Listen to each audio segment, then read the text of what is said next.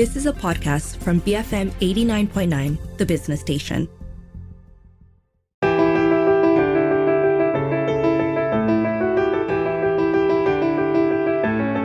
Hello, you're listening to Beyond the Ballot Box. I'm Dr. Johan.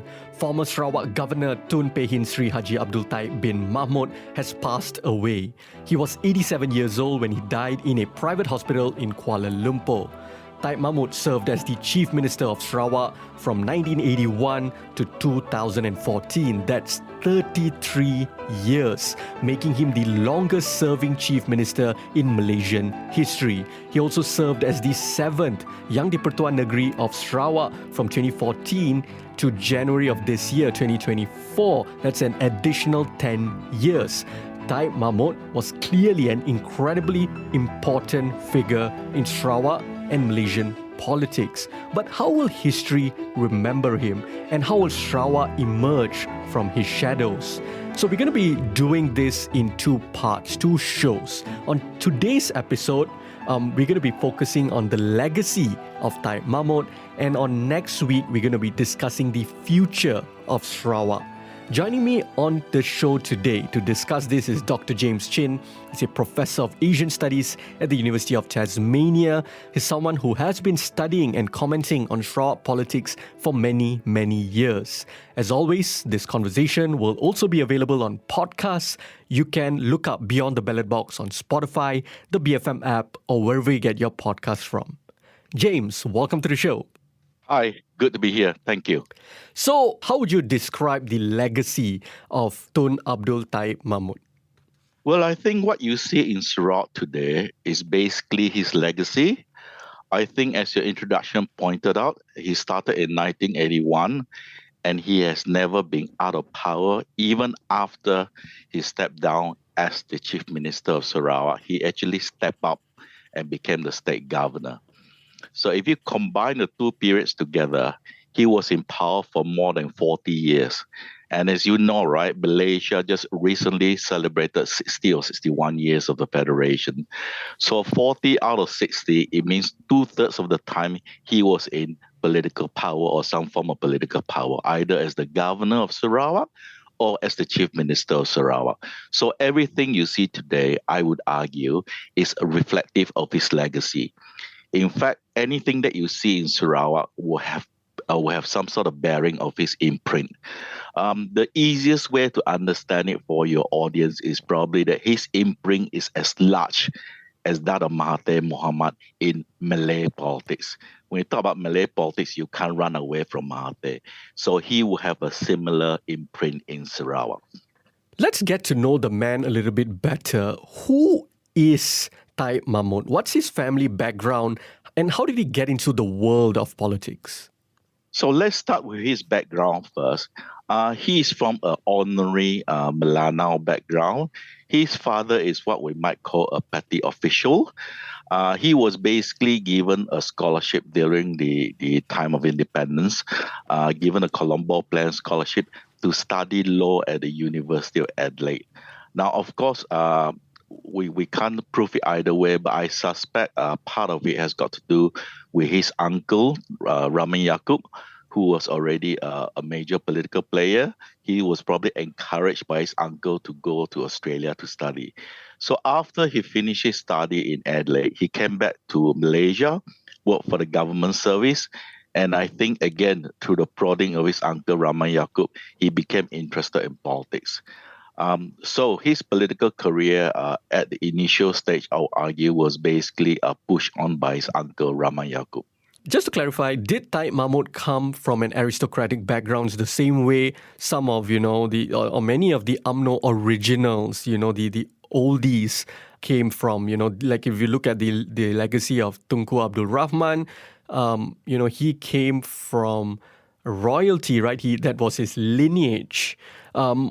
How do you see Taib Mahmud? Because it seems to me like, it's a sort of from half-half where his uncle was very well connected to the elites, but his father not so much. The Kuching Malay has a very hierarchical structure in the community, but not among the Melanaus. The place where he's from, the Melanau areas in Dalat, unfortunately, they don't have that sort of structure. So I'll argue that he is, in modern standards, we might consider them the middle class. The father was basically a government servant. So I don't think that he comes from a very poor background, but neither was he part of the rich elites as well. So Right. I would say that the middle class is probably the best way to describe him in modern terms. What was he doing before politics? Or was he someone who got into politics, at a very young age, where they joined the party at a very young age and, politics become your entire career, your entire life?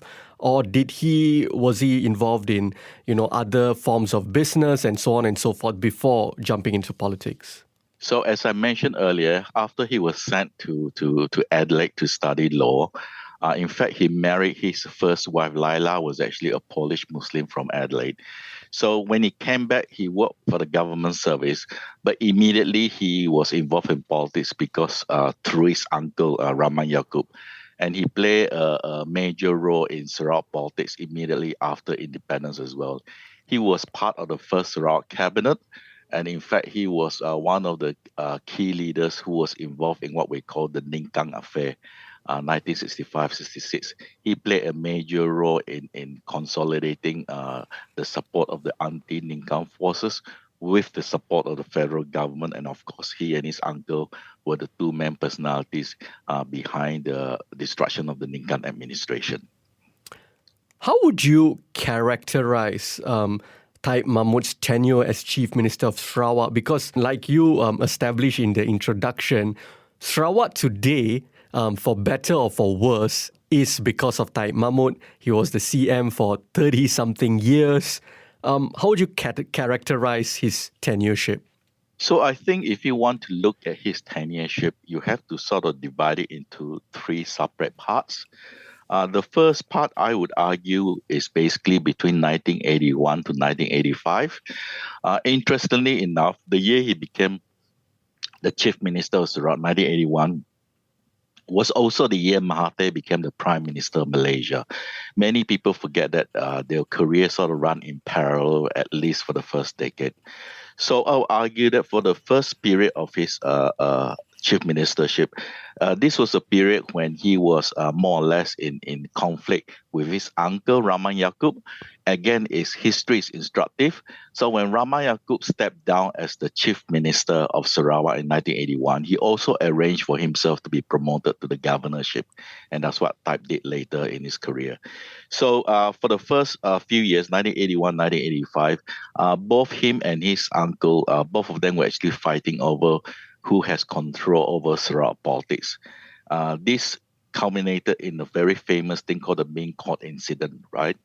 So up to 1985, it was shadow boxing. Second phase is 1985 to 1991, where we have an open conflict that led to the 1987 state election, where the uncle, Rahman Yaakob, actually created a new political party to try to dispose him. Came very, very close to winning the state election. But luckily, Taib survived, primarily because of the support from Mahathir, but more importantly, support from the Sarawak Chinese community, especially SUPP. This was the famous Ming Kok incident. I'm sure your readers can go and find writings about it. It's all over the newspapers. And I'll argue the third part of his tenure is actually from 1991 onwards, when he consolidated his rule. And it's quite clear from 1991 onwards, he was politically supreme. Nobody could touch him politically. All the Sarawak groups, for example, the group that could challenge him directly were the Dayak community. They were really beaten from 1991 onwards.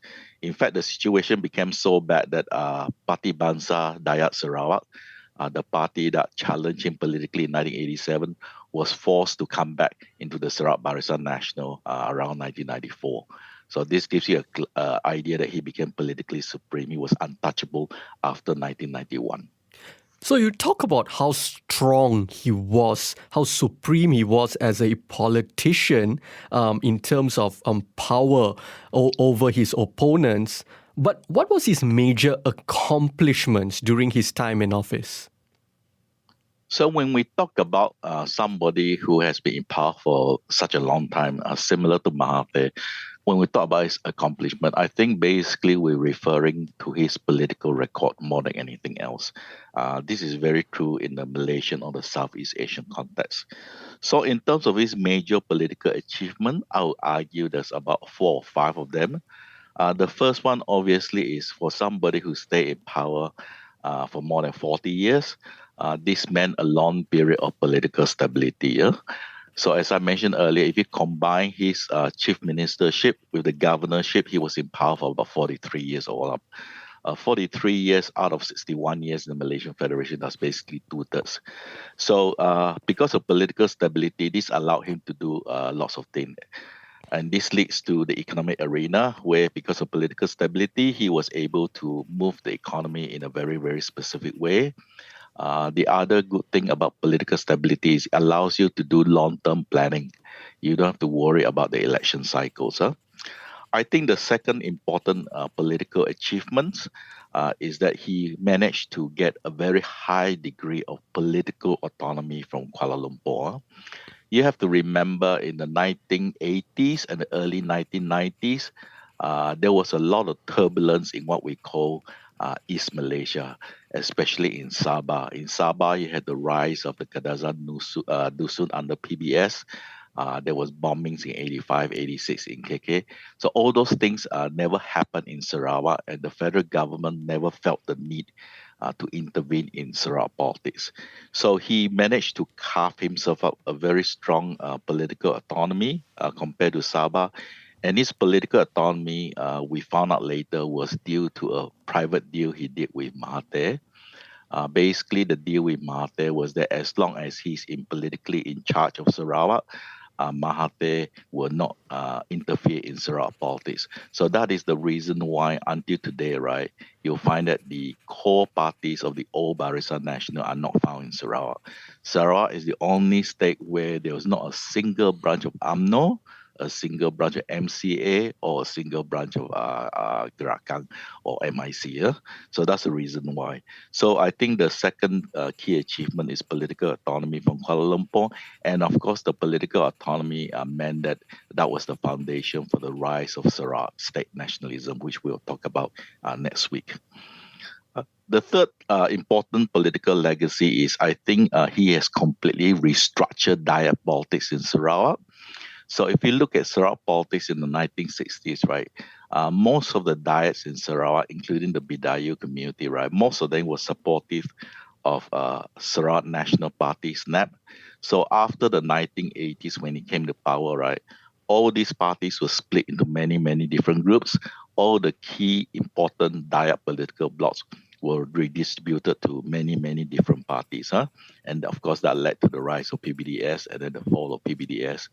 And then all the parties are broken up after SNAP was deregistered. I think the fourth important political legacy was that unlike what was happening in Malaya, he did not really push or never allowed a very strong or rapid rise of political Islam. Sarawak is the only state in Malaysia, and this is not widely known, is the only state in Malaysia where Islam is not the state religion. Most people are very surprised when I tell them that, but if you don't believe me, do look up the Sarawak State Constitution. Islam is not the state religion, and although they were pushed by some groups in Sarawak to make Sarawak Islam the state religion of Sarawak, that never happened because Taib never agreed to it. And I think his final legacy was that he comes from a Melanau background. The Melanau constitute only 4 or 5% of the population of Sarawak, a very small minority group. But he managed to merge politically the Melanaus with the wider Sarawak Malay community. They'll come out to about 20%, right? He made it into a bloc. So today, right, when you talk about Melanau bloc in Sarawak, basically you talk about the Malay bloc as well. So I think these are some of his key political achievements. I have so many follow-up questions to that, especially about Mahathir. But before that, let's go for a very quick break. On the show with me today is Dr. James Chin. He's a professor of Asian Studies at the University of Tasmania. We will continue our conversation after these messages. Keep it here on Beyond the Ballot Box, BFM 89.9.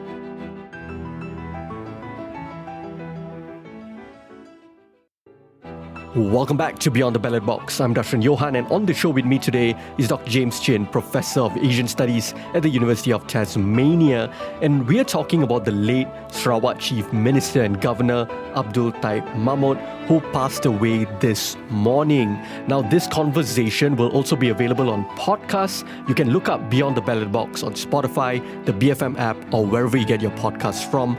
If you are listening to this on Spotify, I would really appreciate it if you gave this a follow and drop us a review. It would be really, really helpful. So, James, now you talked about in brief before the break about, Abdul Taib Mahmud's relationship with Tun Dr Mahadi. Could you expand on that a little bit? Because you talk about how Taib Mahmud was someone who ensured a certain degree of autonomy for Sarawak, didn't allow Putrajaya and West Malaysia to interfere too much. But at the same time, decades later, today, we are still talking about things like MA63. We are still talking about increasing autonomy for Sarawak. So what did he actually accomplish when it comes to autonomy, and what didn't he? So I think to understand the relationship between Mahathir and Taib Mahmud, you need to understand that Taib Mahmud spent a bit of time in Kuala Lumpur as a federal minister. So he knew the UMNO elites very, very well, including Mahathir. So by the time he came back to Sarawak in 1981, the same year that Mahathir assumed the prime ministership, he was seen as, from the Kuala Lumpur side at least, as somebody reliable. You have to understand from Mahathir's viewpoint, Mahathir himself was facing a lot of political pressure from Kuli in the 1980s. So he was having his own political problems. If you all remember the 2M administration and how his deputy prime minister resigned, all that sort of thing. But in terms of East Malaysia, he was having a real problem with Sabah because the Kadazan Dusuns in Sabah were very unhappy and they were challenging Kuala Lumpur directly. I think for Mahathir, he understood clearly that he could not fight on two fronts politically. He could not fight on two fronts at the same time. When I say fighting politically on two fronts, I mean confronting the Kadazan Dusun problem in Sabah and trying to take a hands-on approach in trying to control Sarawak. Given the fact that he knows Taib very well, and he knows that Taib was, a very strong supporter of Barisan Nasional, at least the concept itself. And as long as Sarawak Barisan Nasional was clearly in charge of Sarawak politics, he didn't have to worry that much. You must also understand that Taib was also very clever in that when he projected himself to Kuala Lumpur, he always made sure that Kuala Lumpur understand that he was loyal to the federal Barisan Nasional. And he always played the card that they don't have to worry about Sarawak too much because Sarawak was under the control of Malay/Melanau. So essentially, I'm one of you guys, you don't have to worry about me. Unlike Sabah, right? Sabah here had a Roman Catholic chief minister in the name of Byring and all that sort of thing. So it was a totally different situation. So I would argue that because of that, Mahathir said, as long as Taib is in charge, I don't have to worry too much. I will just concentrate on trying to what we call politically tame the Kadazan Dusun community in Sabah. So that's the reason why Mahathir spent a lot of time on Sabah politics, including direct intervention in 1990 when he brought the entire Barisan machinery to Sabah after PBS pulled out of the Barisan Nasional on the eve of the 1990 general elections. So that is how I would describe in terms of Taib Mahathir relationship. It was a relationship, very much a transactional relationship. Taib made sure that Sarawak Barisan Nasional dominated politics in Sarawak. And when I say dominated, I mean they keep winning the parliamentary seats, right? It's a numbers game at the Dewan Rakyat. So as long as Taib deliver the numbers from Mahathir's side, why should I kacau Sarawak, right? I should spend my time trying to control Sabah because Sabah, for lack of a better word, in the old days, they call it the Wild West. So I better control Sabah and leave Sarawak alone because Sarawak MPs will always support me because Taib was, the undisputed king over there. He'll make sure that all the BN MPs there will support me no matter what. So if you can understand it from that aspect, looking at it from the lens of the 1980s and early 1990s, you can see that it was perfectly politically rational for Taib and Mahathir to work closely together. And by working together, I mean that, Taib will deliver for Barisan National support. In return, Mahathir don't have to worry about Sarawak. Just let Taib does what he wants in Sarawak, as long as he doesn't kacau Mahathir and he deliver the votes on the floor of the Dewan Rakyat. You mentioned that, at that time, it was something that if you put yourself in the shoes of Taib Mahmud in the 1980s, you can see that what he did was politically rational. How would history remember this relationship, Taib Mahmud with Putrajaya, and especially Taib Mahmud with Tun Dr Mahadi? Because as we know, as time progresses, even Tun Dr Mahadi's legacy is becoming tainted, if you will. At one point, he was inarguably the most popular politician in Malaysia, and now the way people talk about Tun Mahadi is very much different. The way people reflect on the past when it comes to Tun Mahadi is very much different as well. Is there that element when it comes to looking at this relationship between Mahadi and Taib Mahmud? No, I don't think so. Just to digress a little bit, I think the reason why Mahathir's the history of Mahathir's political legacy in Malaysia is changing was because he made a strategic mistake. His strategic mistake, I would argue, was that he made a comeback. He should not have made a comeback in 2018. In other words, he should have become the so-called a step back forward. Before 2018, before the victory of Pakatan Harapan, we all know it's been well documented. There was a political deal done that Mahathir will lead the opposition because they needed him for regime change. Otherwise, the Malay establishment would not go along with it, right?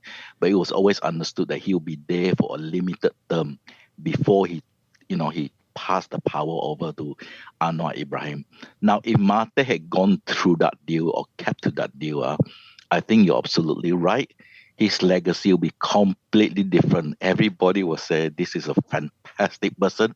He truly loved the country, blah, blah, blah. But because he didn't go through that deal, and like I say, he tried to make a comeback, right? A third time in 2020, he tried to carry on and create a new government.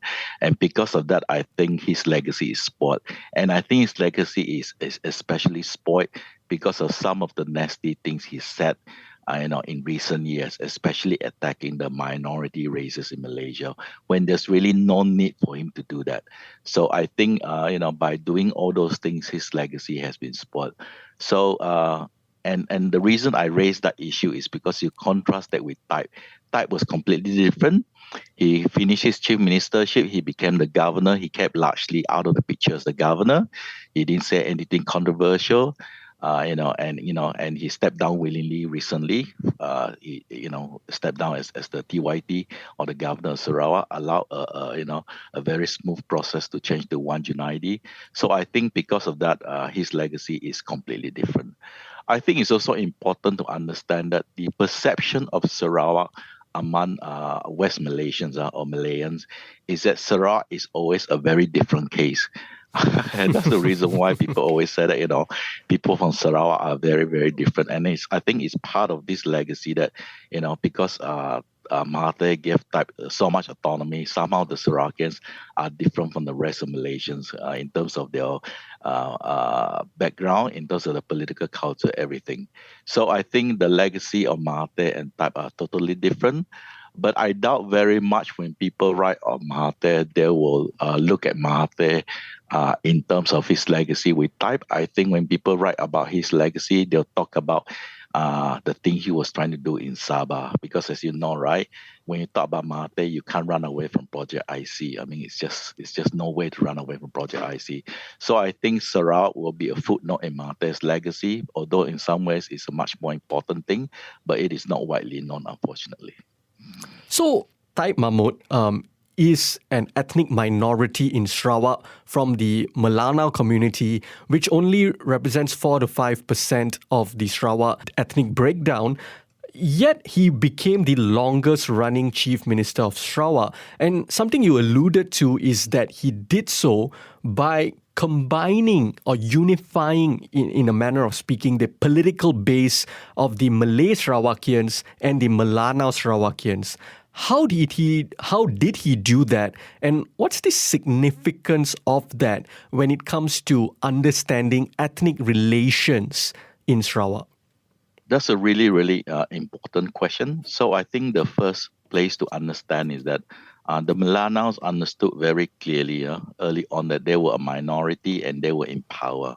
So the only group that they could approach was fellow Muslims, the Malay community, who were the traditional powers of Sarawak. I'm talking about the Malay community in Kuching. They were the traditional Abang class and all that sort of group. Their political legitimacy came from the Brunei Sultanate.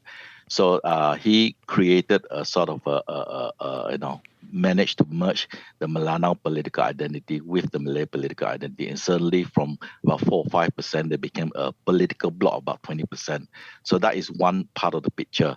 But the second part of the picture of how he was able to do it was that he had a very effective relationship. And this is a relationship set up by his uncle Rahman Yaakob between the Melanau ruling elites and the what they call it, the elites in the Chinese community. The elites in the Chinese community were the so-called rich timber tycoons. So this link between the timber tycoons, primarily Cebu-based timber tycoons, together with the Melanau key political holders, allowed them to sort of divide and rule the rest of Sarawak. So you had the best of both worlds. You had the Melanau political power, then the Fuzhou Chinese with the economic power. And when they combined together, this was a bloc that was very, very difficult to overcome. So I'll argue that these are the two most important criteria in allowing them to cement their power in Sarawak for a very long time. James, in his time in power, especially the Chief Minister of Sarawak, did he do anything to empower and elevate the material lives of ethnic minority communities in Sarawak? Because there is a difference. And while we celebrate whenever ethnic minorities get into position of power, it's very nice from a representation perspective. Representation is important, but what's even more important is to see whether the lives of the working class masses improve, right? So, because there is a difference between a representation of an ethnic minority from the top down, from an elite perspective, compared to, let's say, a representation from an ethnic minority, but from the working class, with the goal of empowering their community at large. If we look at Peninsular Malaysia, Malay elites have been in power, the highest power for decades now, but there's still a large Bumiputra poverty issue in Malaysia. We know how, the Indian and Chinese elites themselves, did not perhaps do the best for their community at large. They focused on enriching themselves. What kind of leader from the ethnic minority community was Taib Mahmud? So I think the legacy of Taib Mahmud in terms of the minority Bumiputra is very similar to the Malay situation in Peninsular Malaysia. I think if you speak to the bulk of the Dayak population in Sarawak, especially those living in the rural areas, they will say that very little has changed for them. In fact, they will argue, they will openly tell you that they regard themselves as the third-class Bumiputra. In other words, they get the crumbs of the new economic policy or the affirmative action policies. So, from that perspective, I don't think he has done a lot for the minority Bumiputra community. Most of the growth in Sarawak during his era is what we call urban bias. Most of them are concentrated in town areas. I think there's an argument to be made that because Sarawak is so large, it's quite difficult to bring development to all over the place. So, but I think it was also pushed politically. That his divide and rule, especially among the Dayak community, meant that certain Dayak groups that were closer to him did get some benefits, but the overwhelming majority of that community did not really benefit. I think if you were to do a serious study on Sarawak, I think the only key benefits the Dayak community got as Bumiputra of Malaysia was the education pathway. especially through the UiTM network. I think they did benefit significantly from the education pathway. But in terms of economic opportunities and jobs and all that sort of thing, I think they really did not benefit during the Taib Mahmud era. Did Sarawak see a lot of economic growth over the 40 years of Taib Mahmud being the ruling power in Sarawak? Did Sarawak see economic growth? Yes, of course. As I said, because he was in power for such a long time, there was long period of political stability. Sarawak economy did transform. Sarawak was one of the very few states that always had a surplus because it has a large natural resource base. But that is not the question. The question in Sarawak is not so much that whether there was economic growth. There was a clear consensus among all groups that there was economic growth. The problem is that who benefits from the growth? And this is where his controversial legacy comes in. Whether his immediate family, his family's companies, are benefited out of proportion to the sort of growth we see in Sarawak. And we cannot talk about Taib Mahmud's legacy without also looking at some of the major negative criticisms and narratives that have been surrounding him throughout his 40 plus years in power. He faced allegations of corruption and cronyism during his time in power. Like you said, stories about how his family and their businesses benefited from his time in power more than the Sarawakian masses, the working class masses. What can you tell us about this aspect of Taib Mahmud? In terms of his family's business dealings in Sarawak, a lot of it is actually done quite openly. So, for example, his family's key company, CMS, is actually listed on a stock exchange. So a lot of it is actually done openly. It wasn't done in the shadows or anything like that. But I think the unhappiness or the uneasiness is really the sort of domination they have on the Sarawak economic landscape. If you speak to a lot of the big businessmen in Sarawak, they will tell you that very often the project cannot proceed because it could be the allegations that the Chief Minister's family is either not involved or his family wants that business for themselves. But of course, these are all allegations. I think what will happen is that now that he's no longer around, I think a lot of these stories will come up in the near future. I think previously a lot of people did not want to talk openly about it because he was in power. So like everywhere else, once you're no longer in power, a lot of this story will slowly come out. James, how did Taib Mahmud use business to further his politics and politics to further his business? Because there have been many reports and allegations over the years about how he had very tight control over businesses in Sarawak, especially when it comes to the logging industry. I think in terms of Malaysia is one of the countries around the world where business and politics are always linked. And you can make a very strong argument. This is not only in Sarawak, this is the whole of Malaysia. It is actually the political links that drive the big business. We know that, even if you look at federal government projects, if you're not if you're not part of the same gang, it's very difficult for you to get huge government projects. So I don't think it's unique to Sarawak. But Sarawak being a small state with a fairly small population, less than 3 million, I think what you'll find is that the links are even closer together. I can tell you that in Sarawak, the elite class is actually very small. Everybody knows everybody. So because of that, I think, in terms of the way the things are being carved up, a very, very small minority get it. And a very large part of the population do not have access to any of these things. So this is where I think the anger comes from. As I said earlier, the bulk of the population, or the majority, are the Dayas. They really feel that they haven't really had a chance to partake in the economic cake, and they always feel that they're being left out every time something big happens in Sarawak. Before we wrap this conversation up, James, like we said, we're going to do a part 2 where we dive into the future of Sarawak. But before we end part 1. How would you sum up the legacy of Taib Mahmud, his 40 plus years in power, and how do you think Sarawak will emerge from the shadows of Taib Mahmud? Where does the state and region go from here? So I think if you were to ask me to summarize up Taib's legacy, I would say that the Taib era was very similar to the era of strongman in Southeast Asia. He came from an era where you got strong leaders, Mahathir, Suharto, Lee Kuan Yew, Marcos. He is part of the strongman era. A lot of things that he did when he was in power,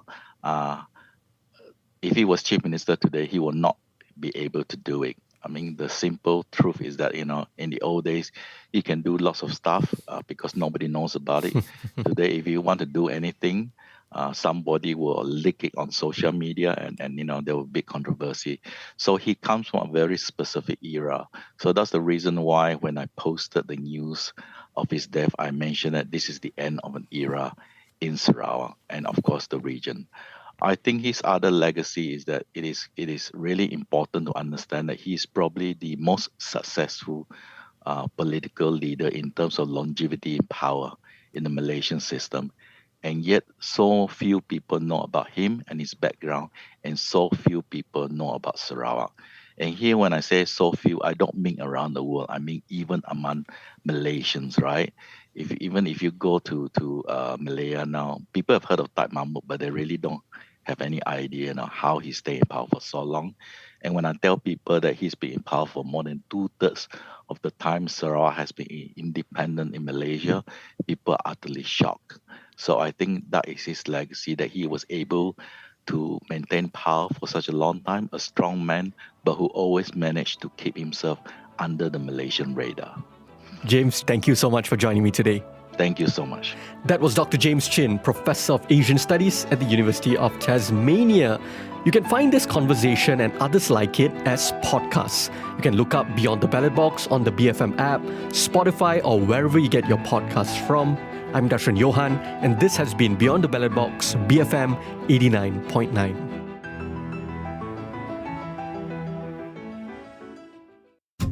You have been listening to a podcast from BFM 89.9, the business station. For more stories of the same kind, download the BFM app.